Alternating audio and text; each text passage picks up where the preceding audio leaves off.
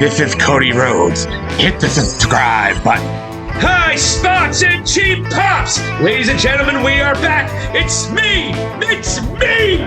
Silicon Steve Valley, and I'm with Vladi Dadi.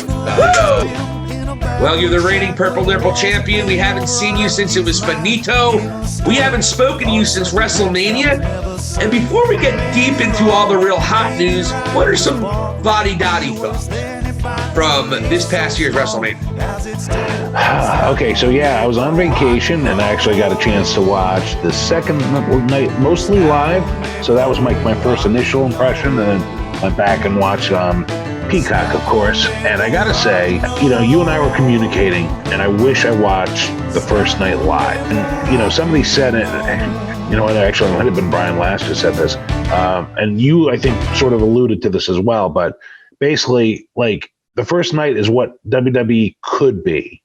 And then the second night is what it is. After watching that, you and I, Sunday night with Roman and Cody, you and I corresponded, and I was a little less negative about it initially. I was like, I'm just sort of absorbing it, thinking Roman won this and that. All right, and I'm giving it a chance. And then let me see what happens Monday was sort of like my vibe. I'm like, let me just give it that much and see where we're going.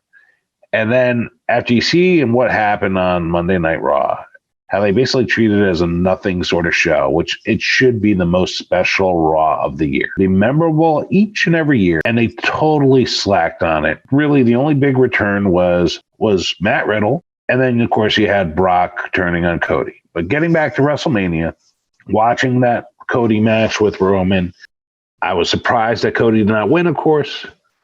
I was accepting of it, but now I totally hate the decision. After the dust has settled, they made a major mistake, and I'm annoyed by it. I'm not even so enthusiastic. It so quickly killed much of the steam and the passion I was having for WWE.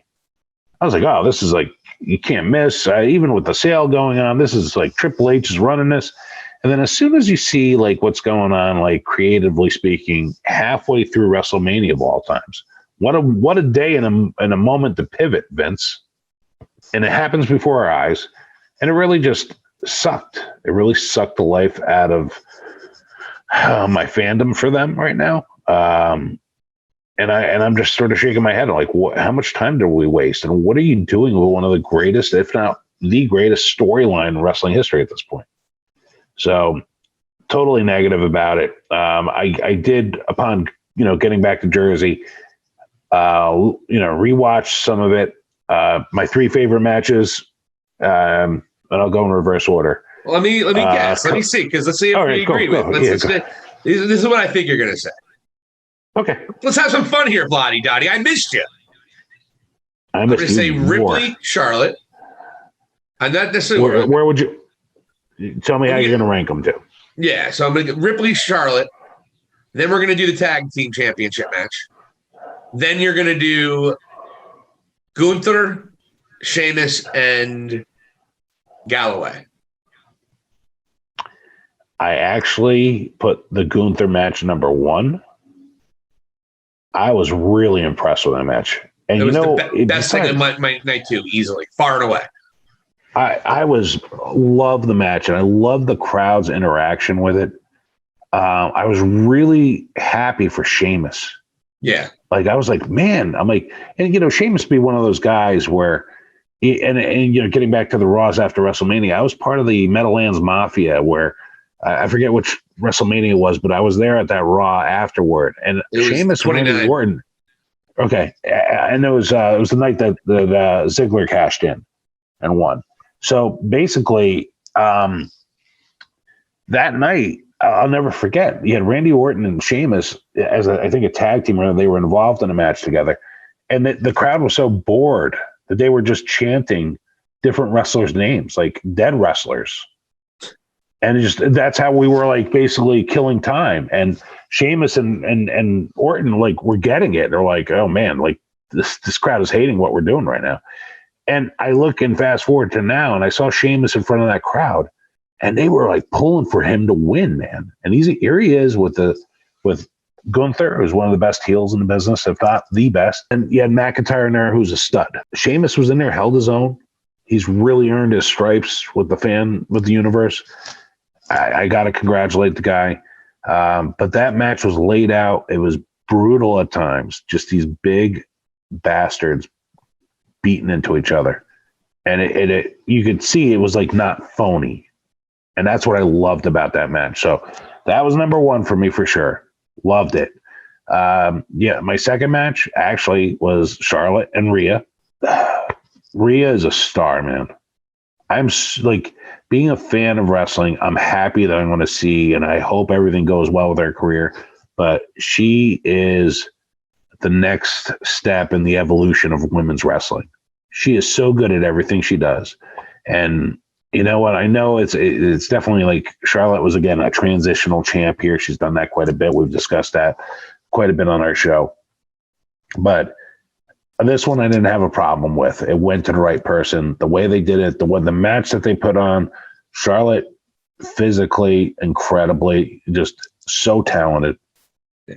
And really, it's like those two are like peanut butter and jelly. They just go together. It's a beautiful thing. They're arguably one, and outside of Bianca Belair, they're yeah. I think Bianca and those two, but I think those might be 1 and 1A, and then there's Bianca number 2. That's how I would do it right now out of the 3 best in the business. Yeah, right now. Yeah, and Ruby Soho. It's Ruby. She's great on those facials. So then the number 3 match, and it's ironic because here you and I were so into the Bloodline storyline, and they had a chance of being 2 of the top 3 matches, if you will. But here they top out that Bloodline for me anyways. I'm not sure how you'd rank it. But yeah, that was the third best match to me. And I was happy with it. I expected the result.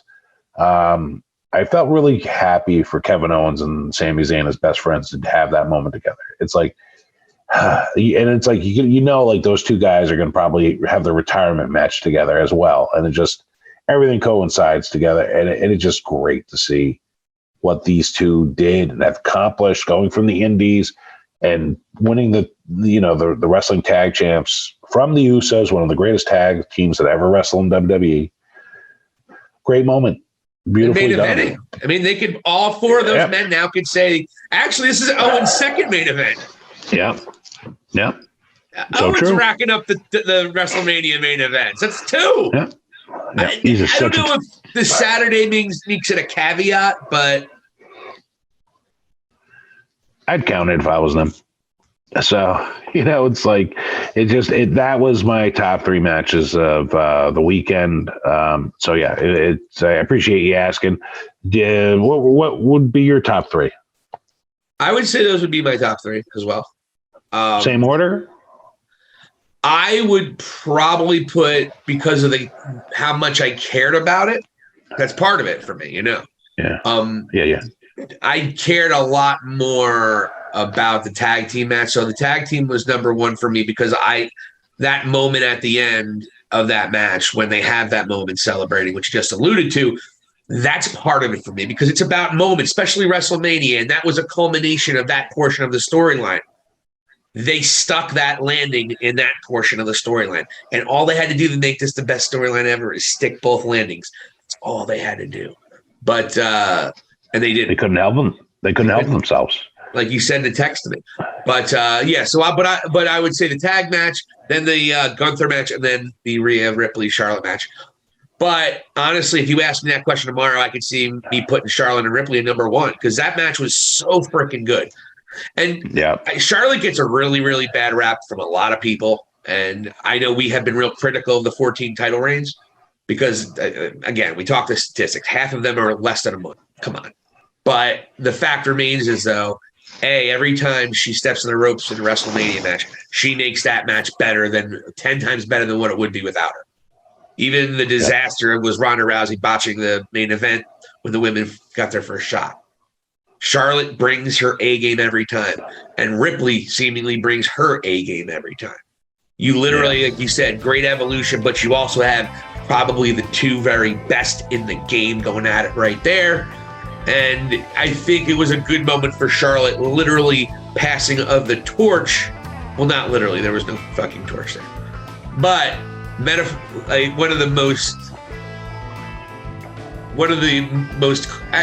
just a great classic example of the passing of a torch. It definitely is going to be a Rhea Ripley era.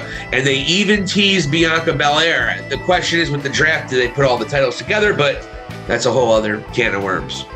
Yeah, and you know what? Like, just a quick note to add to that, like the passing of the torch thing.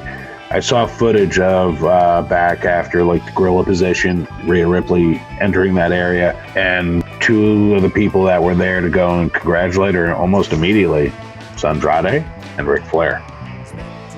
And it's like, this is Charlotte's husband and father giving Rhea Ripley their blessing as well. And it's just like, there's no politics there. Charlotte was cool with it. She did business and what was best for business. And it was really, really a great, I mean, the ladies pretty much stole the show. And it's not even blowing smoke. It's the truth. It's fantastic. And Charlotte deserves all the credit in the world. Again, I don't know if the 14 titles should have been the thing, but that's irrelevant to what we're talking about. And what I loved was the build in that match. It wasn't about I hate you.